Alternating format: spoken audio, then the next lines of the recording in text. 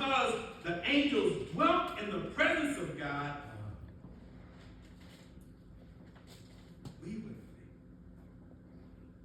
that they, of anybody would know and experience what the glorious salvation was all about. But the angels, in spite of their presence, their power, and glory that they experienced of God, of everything that they knew, yet they still desired to look into what the glorious salvation of God was all about. Because we are saved, we ought to continuously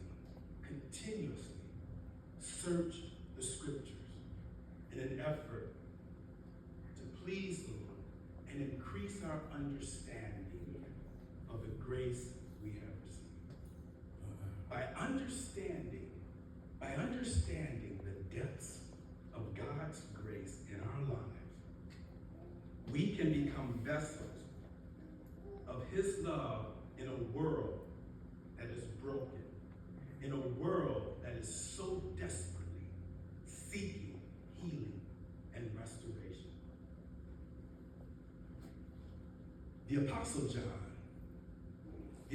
John in his gospel reminds us that God's purpose in sending his son was not to condemn the world, but to offer salvation through it.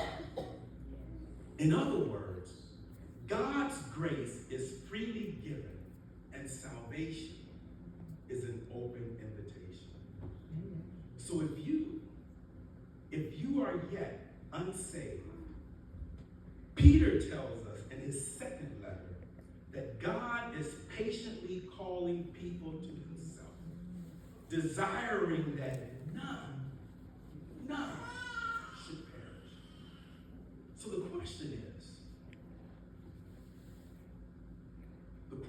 is not whether salvation is available. The question is, will you accept it?